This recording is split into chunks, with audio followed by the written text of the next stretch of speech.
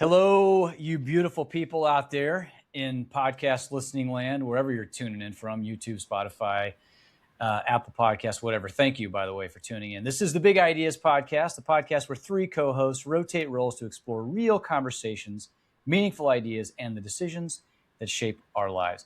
I'm Justin Gabassi, a human optimization coach, professional touring musician, and current world traveler. I'm bouncing around the globe to study human connection and how humans are doing that through food and health and wellness practices and all kinds of different cultures, societies, art, music, everything. So, and I am joined by two other wonderful, beautiful, talented people. Ladies first. I'm Jessica Broadway, coach, author, and speaker, mom of three amazing boys, wife, ministry leader. I am also now a podcast host. Can you believe it? Never knew I would add that title. And I'm excited to be tuning in with you guys. My favorite thing to do is help people solve their people problems. And should we go through POVs, which I skipped mine, but Jessica, kick it off. Where are you at? What's the vibe today? The location? I'm in good old Nixa, Missouri. One of these days, maybe I'll be at the beach when we do a podcast and I can finally give a different location. I think I'm the only one that stays put. But maybe one day I'm going to go in the living room and do a podcast from the living room. Then I can say a different POV.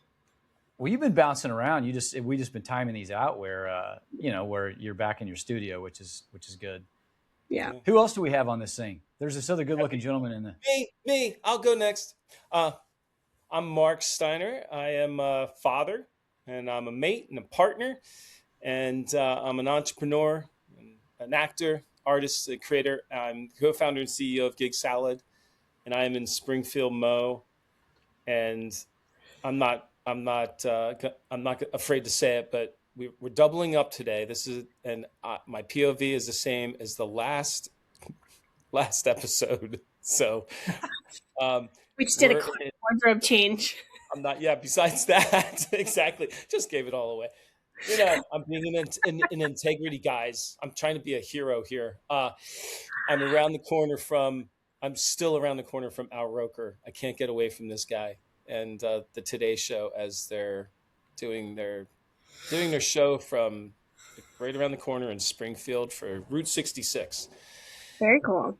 Yeah, awesome. And it's a beautiful day out. Do you get your kicks on Route 66? I sure do. I really do. Man, well, musical line for everything. Yeah, for sure.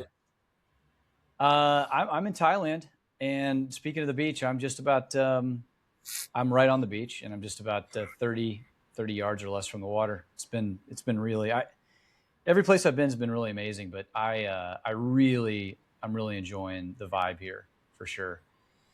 The people, the food, the culture is really, really lovely. And speaking of recent podcasts that were recorded, you kind of finished with the last one about the word help. And today I am going to lean into the two of you for help with today's topic, which is something I really want to I want some solutions for myself and maybe also for the listeners if they feel the way that I do maybe. And so like the title is, have you ever felt misunderstood and why we label before we listen? And so like, let me give you the visual on this. This is the deal. All right. I'm not going to say how old I am, but I'm not as young as I once was. But what I find, okay, I've lived this really unconventional life. My whole life has been unconventional. Like I worked in corporate America, like super briefly, but I've been a musician and an entrepreneur for my whole life. Right. And so at this point right now, I'm past the standard age of like the traditional stuff. So here's the questions I get, right? Somebody meets me, we're moments in. This hasn't happened to me as much as I've been traveling abroad, but especially back home, it would be like, how old are you? Do you have kids? Have you ever been married? What do you do for a living?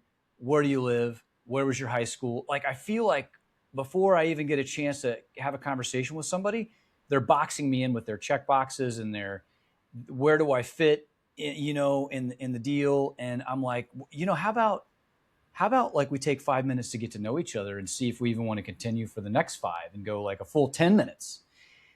And now I want to be like, that's a question for level 2. We're at level 1. You know what I mean? And so, and I have noticed the conversation changes a little bit amongst nomads. Like they're more interested in why are you here? Like what are you about? What are your hobbies? Not what do you do, but what do you like to do? The other things come like later as the conversation progresses and gets deeper, and like there's some space and some kind of like some mutual interest and safe space kind of created. So you feel less like interviewed, right? Mm-hmm. And so I want to get your guys' perspective on maybe the psychology behind why we do this. And can we start conversations and have conversations where we get to know each other better or differently than just like this boxed thing that we do, you know? There we go. This idea of getting to know someone, and what does that mean exactly? And do we get to know someone because we know that they have been married, or they are married, they have children, or they don't have children? What is that saying about us that gives you really gives you information to say, oh, I know who this person is. I don't think so. I love those people that know how to do icebreakers or do conversation starters that are just sort of these really compelling ways of just jumping right in. And I'd love to have that ability. I guess I could. I just have to be intentional about it. But that idea of just like, oh, who are you? Leading with that, like, who are you? Let the person tell you who they are. Like that, and that's a hard question to ask. Somebody says, "Who are you?"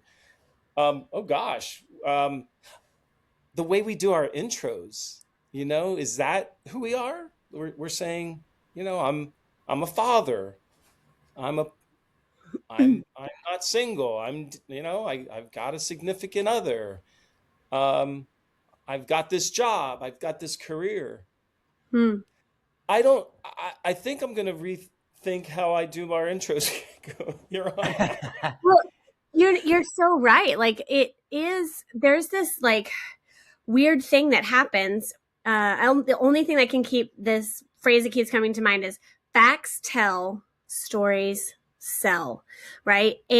But we're used to telling facts about people because we're creating a mental inventory, looking for making a match, like, oh, do we align? Do we not align?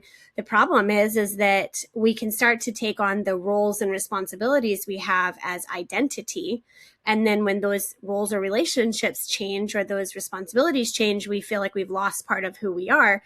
And so I remember like not what you do, but who are you? That was a trend for a while. Like, at places like, don't tell us what you do, tell us who you are.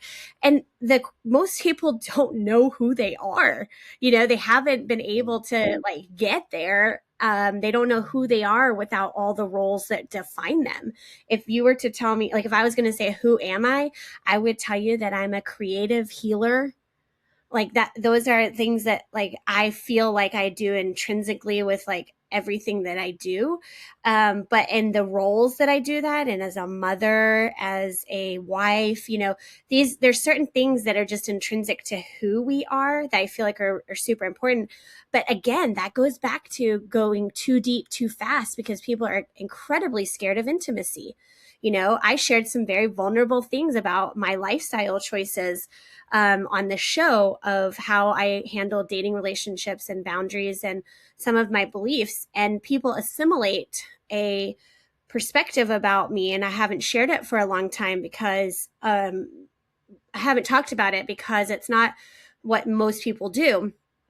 And so there's almost this reverse, like people are afraid of being judged for living alternate lifestyles or any number of things. They think, oh, you're going to judge me because you're conservative, but I actually get quite a bit of judgment for being who I am and choosing my faith and choosing my family and things like that. So the judgment goes both ways. And when we're looking at like a resume instead of a character of who someone is, we can get like super trapped up on that. I wish we lived in a world that asked, who are you, and held space and silence for someone to fumble around with it and make it safe for someone to be who they are. But that's like a social problem. That's that's a systemic problem at this point of lack of identity. I don't know. That was a real big soapbox. No, I love it. That's what I'm here to. I want to try to solve that riddle. I want to start a movement, starting with Big Ideas podcast, like where this gives people the opportunity. Because when I left the States over 7 months ago, Mark, you've made mention too, like the identities that I've had being the different things I've done, as a musician and an actor and a health coach and a model and these different things. And then all that's gone.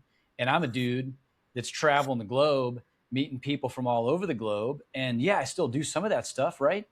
But it's now I get to think, oh, who am I without the labels? Right. And which is really nice because I was getting sort of cynical about the labels. Like my last relationship ended a long time ago. And I remember one of the first experiences I had, I was at a nice restaurant in our hometown, and this girl comes up and just starts battering me with questions. All the things I mentioned. How old are you? Okay. And then that checks a box, right? She draws a conclusion. Have you been married? No. She gives me the funny look. Do you have kids? No. Oh, that's another funny look. What do you do for a living? Oh, and then this particular girl reaches behind my neck and pulls up the label on my shirt and looks at the label of the shirt that I'm wearing to check. And this is a nice dress shirt, by the way, like an expensive dress shirt. And I'm like, what is happening on the planet since I got single? And so, conversations that take place, I'm like, hey, you know what? Why don't we chill out, okay, on the pre-qualifications? And hi, my name's Justin Gabassi. How are you? Kind of a thing. And it happens like sometimes it feels like there's a bunch of ego in certain rooms too, and people are posturing and oh, what role are you? And stuff like this, And anyway, how do we solve the riddle, guys? And I want to start helping people think about who they are, not what they do, and then how do we start to frame the conversations, man? So we can all start practicing. I'm challenged by this, truthfully, because my first tendency is to be the opposite of posturing and presenting and peacocking. So in doing the opposite of that would be, if somebody asks me who I am, I immediately want to go to some self-effacing, possibly even self-mocking sort of thing. Oh, I'm just I'm a blank, I'm a nothing, I'm a nobody, blah, blah, blah. But that's not good. That's not true either, right? And that's not true. But I'm also not, I don't want to be bigger than I am. I don't want to be lesser than I am. But how do you describe yourself? How do you say that question without it being, well, I'm this year old. I'm a divorcee. I have 2 children. I own whatever about my career. How do you get away from that stuff and say, and then not to sound too woo woo, like, right. Oh, I'm a seeker. I'm just a guy journeying. I'm just a fellow traveler, Yeah. Well, let me ask you, why do you have a problem with how other people perceive your seeker journey? Like, why does it matter what they think? Well, because is that the summary? Is that what I want to leave somebody with? It's not, though. Like, it's just that we're all things. Yeah. So, is there books on this? I know, right? No, this is why I want to talk about it with you guys, because there's got to be listeners that are feeling the same way. They just feel cornered, and maybe they don't want to like just dump maybe they don't want to just get prejudged or like, and I understand like it is, once you get into the conversation, it is really nice and interesting to know what people do. And it does say some things about some people. Some people it doesn't. Like some people hate their job and they don't want to talk about their work that they did all day because they were in a, and they Right. hate it. And it's like, if you say, what do you do? That's not a comfortable question for them to answer. Right. So, Right. yeah. For me, it's not a, it it's a purpose question, right? When I think of that, and I have had some practice doing this because it's part of what I get to do. And it's something that I'm very passionate about, people seeing who they are, because I've experienced the fallout of roles changing and I've seen the loss of identity that comes when we're attached to defining ourselves as a particular role or by a particular relationship that we have or responsibility that we have, right? Our jobs, our people we spend time with. So it is a purpose question, but it's something that's is as unique as each person's fingerprint. So I don't get to decide who you are, but we could learn from this. What we could learn from this is not to how do we talk about who we are, but how do we ask better questions when we meet people? Maybe that's like Mhm. where we start those conversations. Instead of saying like, what do? You say, how do you like your coffee? How do you like your coffee, Mark? You know, Yeah. and we ask these relationship driven questions that tell us who are we experiencing, and then we share things that we enjoy. Like I enjoy creativity, but I very often describe myself as a multi-passionate creative, because I am multi-passionate about a lot of things. I find value in a lot of things, but the thing that threads all those, the red string, if you will, is like my love of creativity. That is something that's who I am, no matter where I show up. You could take away any role and I would still have the ability to create. I'm still a creative. I'm still someone who heals. Like I have that healing emotionally and connecting with people. Connector would be another way that I would say, who am I? But those are because I've spent time to reflect and to say like, what is true across the board, no matter what. I think those are the things you start with, is like, who are you? But I don't know. Those are just some ramblings. I do think it starts with better questions like, how do you like your coffee? Which I know how you like your coffee, Mark. Yes, you do. Not You coffee know at that. all. It's a matcha. That's exactly right. Yep. I would argue that what is happening. I would argue that I would actually argue too that starting with when you were, so we're trying to ask all these battery of questions in order to sort of box people and get to know them, right?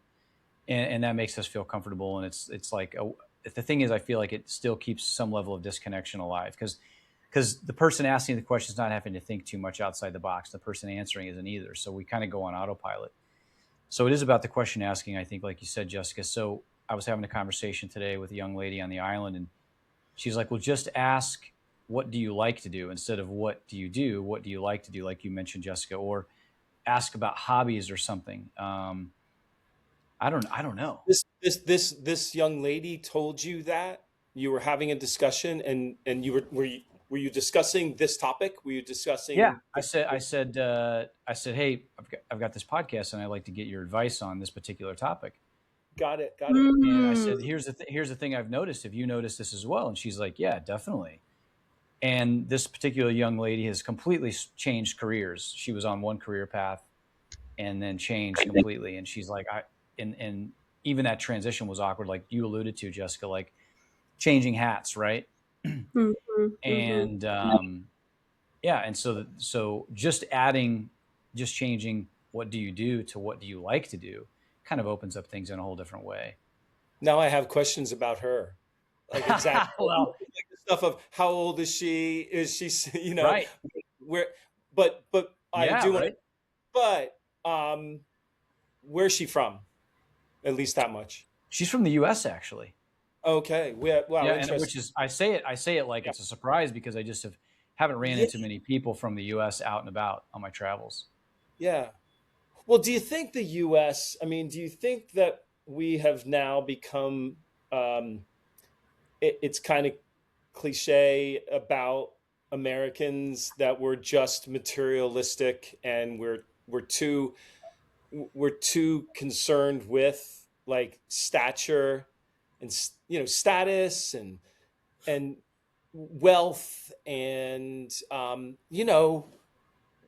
just the things that I struggle with, like um I don't those things don't interest me, like how much money you have, or um what somebody does, what somebody's chose, what somebody's does as a career is not as important to me as knowing, do they enjoy doing what they do? Like, Mm-hmm. are you doing your dream? Are you doing what you love in the way that I do? And then that would bring it back, bringing it back to me. I would be able to say, oh, because I'm doing exactly what I'm meant to do. I love, and then that goes into a discussion about um, like joy and happiness, and it's more like life. Like that leads to questions about life, and that's where I always want to get to.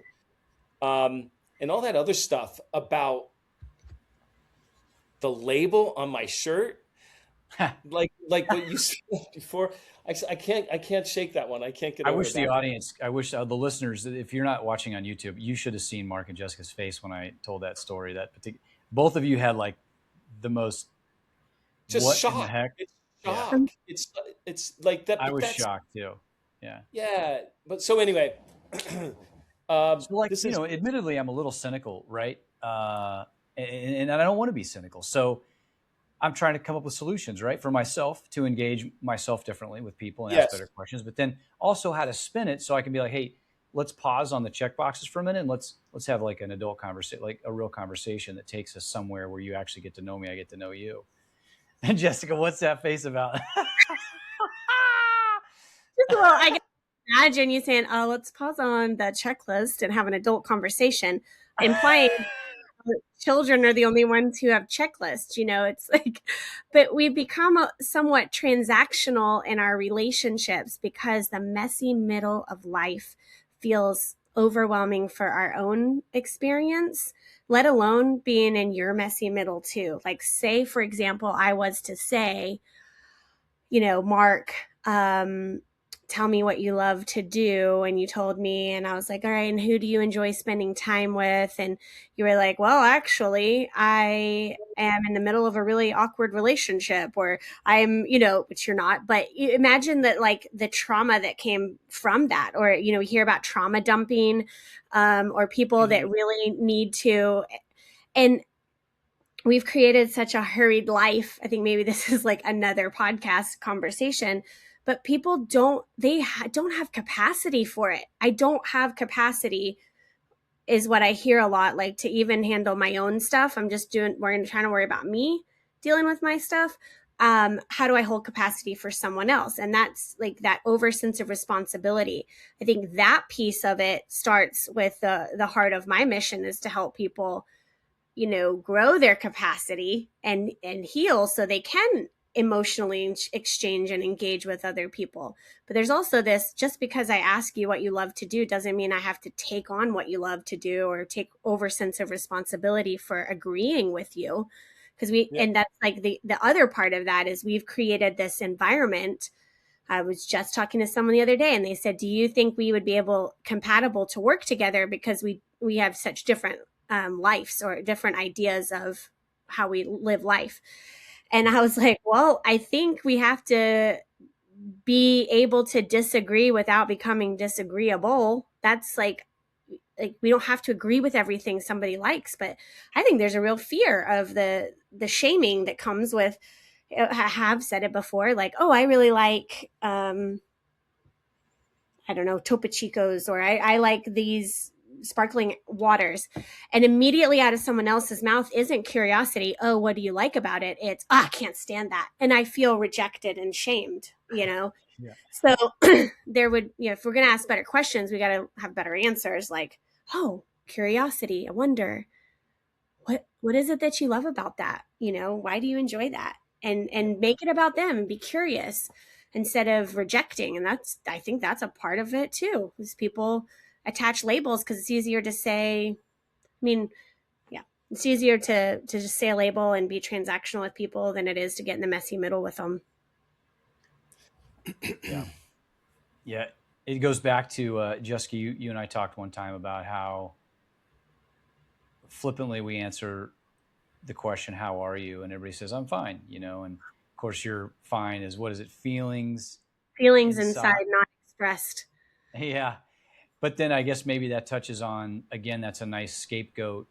I'm fine, because then you don't have to, maybe somebody doesn't have the bandwidth to talk about it at that moment, or maybe the person listening doesn't really want to know how you're doing. But I just want to, as you would say, figure out ways to bridge that gap between the checklist and the getting to know people a little bit better.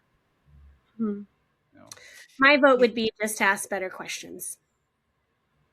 Yeah. So maybe, yeah, I mean, this would be a nice one for like the listeners to weigh in on the comments and stuff like that on our socials and things like that. Cause I'm really, like I said, trying to solve the riddle here for myself. Do you think it's so? Do you find yourself ever feeling awkward in that within just a few moments, you've already sort of decided that I'm not really interested in talking to this person any longer. Um, and I don't really have much to say to them, and I don't really care to learn any more about them. And wouldn't you just like to be able to be polite, but also just, and it was nice to meet you. Bye. Like, Yeah. having that presence, like when some, have you played that scenario over in your head, Justin, about when this woman was sizing you up, and by the time she got to checking out your shirt collar, would you have wanted to responded any differently than how you did? Uh, I responded pretty good. I looked at her and I laughed, and I said, "Did that pass your test?" And then I said, "It was nice to meet you. Have a nice night." You did. Yeah, yeah. Oh, So well then, I felt pretty good yeah, about, like, I walked yeah, away yeah, from it. Yeah, yeah. I wasn't rude about it, but at that point, like, I was disgusted. You know what I mean? right, right. Well, that's good. Um, And yeah, yeah, that I think being in integrity in those moments of just knowing, just just knowing yourself well enough, and knowing how do I want to spend my time right now. I think that really is what it comes down to. I have met some really interesting people. There's one that- there's a, there's a there's a guy that immediately comes to mind that I met at a party. He was immediately funny. I had no idea who he was. He was sitting right next to me, and from the very first thing he said to me, I laughed, and I've never stopped laughing when I'm with him since. Like, he's just a funny guy. He's really smart. He's a doctor, um, and he knows how to have a conversation. There was there was something mysterious about him. Like, he didn't immediately say he was a doctor, and in fact, he kept avoiding saying he was a doctor. Um, it was, everything about him was just sort of like, he was intriguing and fun and funny, and I felt, besides like feeling like I was just being a great audience to him because I was just laughed at everything he said. Um, it brought out the best of me as well. Like, I found myself being witty and funny and playing along and not being sort of stuck, as I yeah, can often feel like I didn't feel like socially awkward and anxious in some way. Like, I'm not really good at this. I'm the guy that asks a lot of questions when I'm with somebody. I hmm feel more comfortable asking questions than talking about myself. hmm And I'm a pretty good. I don't know though. I think I do ask. I do finally get to like, what's your career stuff. I'm gonna do better. This just makes me think I want to do better with this. there has to So be let's. some I didn't take much time to dig it up, but there has to be some other tools out there, maybe some books or something. This group of people recently asked me, I was playing some music here in Thailand, and this group of people, I went to the table, was kind of chatting everybody up, and I was walking away, and one of the guys was like, "Hey, I was told to ask how old you are," and I was like, "That's interesting." I said, "I'm infinite, bro." Love it. I transcend space and time. Whoa. I'm multi-generational. That's what you should have You said. know, I know, really, and the reason why I said that is I had recently run across an interview with Prince, and the interviewer said, "How old are you?" And this isn't exactly what he said. I'm paraphrasing, but basically he said, "I had one birthday. It's the day I was born." He goes, "I don't count years. All of you that count years," basically saying all of you that count years keep getting older. And he's like, "I look the same age," and he did look pretty good into his old age, right? In his older age, and I had just seen that interview, and his perception of time in particular was quite interesting. So I just thought I would flippantly throw that out. And the thing was, it felt awkward to me, and it was super awkward to the guy. He's like, and then he high-fived me. He's like, "Good answer."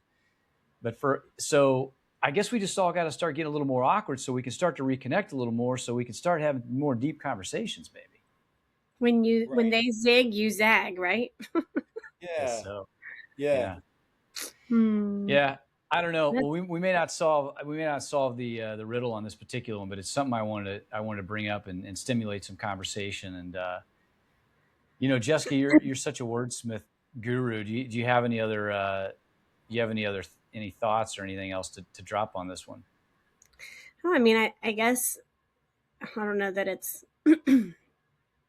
I like labels in some senses. There's a confidence there, right? Yeah. I love to be able to say I'm a mother because I'm proud of that. I love to say that I'm a wife because I'm proud of that. And those are things that I've spent a lot of time growing, and they're pieces of me. They're the things that I do in the world.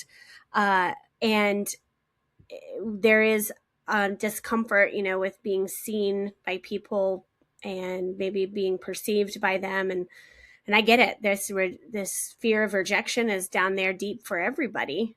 And I don't know that we're going to ever solve that problem, because I think it's just a human condition of always feeling vulnerable and always, shape shifting and becoming and growing and changing. But I suppose it's not, if I was going to leave somebody with a thought or to stretch their brain or something to be curious about, maybe perhaps it's just in how we introduce ourselves or how we say who we are, but maybe in how we create curiosity for who other people are, and making the change be about how we invite other people into curious conversations instead of tags or labels or trying to assess someone. You don't always the reason I find myself not wanting to spend time with someone isn't because of what they do, because of their status, or because of how much money they make, or the roles, the relationships, responsibilities. It's the vibe and the energy, if I'm being honest, of how I feel when I'm around them. And are they someone I can trust? Is it someone that I feel like we could grow something together? Those are the people that end up getting in the inner circle. One of the reasons I love this podcast is because we all have 3 different perspectives. We see the world differently. We're not here to change each other's perception of the world. We're here to honor each unique voice. And perhaps that is an example to other people that you can disagree. You were more than just the labels, but until we become curious about those things, I don't know that we're really ever going to be able to let go of the labels, because there's some comfort in that, and it's easy to hide behind with those, and to put the responsibility on other people. I don't know. It's a tough one. It really is. There's that sense of identity, and Yeah. I think it's just something to be mindful of. Awareness is the first step, as they say. Yeah. Yeah. And I hope I'm not coming across cynical, although I think there is an undertow of that, because it's frustrating, right? It's frustrating when you can watch a fairly open connection turn quickly into sort of go different directions based on how you answer the check boxes, and so, and then also having the experience I'm having out here on the road where, again, the digital nomad, like a lot of the people, are much more interested in other things outside those initial check boxes, and I'm enjoying those kinds of conversations because you get to go deeper faster. And anyway, go ahead, Mark. Well, I think there's a safety in knowing who we're talking to, trying to ascertain, getting some, is this person on the left or on the right? Are they a Sure. believer or not? What's their views on this and their views on that? And so that I know how to safely navigate this conversation without offending someone Hmm. and positioning myself where I now all of a sudden have to feel defensive about what I think or believe. And all that's so unnatural. It's not it's not who I want to be, and yet I do it. So I really love this conversation, and I'm thinking I want to ask different questions, and I'm going to figure out what those questions are, and I want to answer differently when people ask me who I am, because I really want to be more thoughtful about that and Mm-hmm. not just that rote stuff. It's kind of like the way we answer, "How you doing?" I'm great. Everything's great. It's that same thing. Like we just get into rote, and I'd love to be more present of when I answer, like "How you doing?" Answer that honestly. What do what are you doing today? Answer that honestly. Just I don't know that I think I love that we started the conversation. I Yeah. really do, and I think maybe whether we've gotten to a resolution or a solution yet. I think the solution for me is that I'm going to spend time thinking about it. I'm going to spend more time thinking about this, Justin, and it's a I think great question that's for this reason. Thanks, man. Yeah, I think that's really all I mean, that to me is a success if people just contemplate it and bring themselves more into the present moment. To me, that's a win. And then, this is a collective experience we're having. We're just throwing ideas out there with Big Ideas Podcast. And then this is where Yeah. I'm really inviting the audience, to participate more with us. And like I said, throw some comments our way if you know any way, any material or anything to look at. I'm personally interested in figuring out more creative ways to do this. Hearing you two talk, there's two things that made me think of. Is one, what you're talking about, Mark, is that rote thing. It's called formulaic language. So it's like when you're at the movie theater and they say enjoy the movie and you say you too and you go, oh, dang it, why did I say that? It's because we've created these formulas that we expect people to play the role of, and there's this language that just becomes formulaic. And so part of that disrupting the formulaic language and saying things, trying things on, being curious, disrupting the patterns makes people be more present, So we could start there with maybe try a different way of speaking to people, breaking your formulaic language, whatever it looks like to you. And then, Justin, I think there's this other piece here that the reality is if someone is living a single life and believes differently with their faith than I do, we probably won't spend much time together. But that's not personal.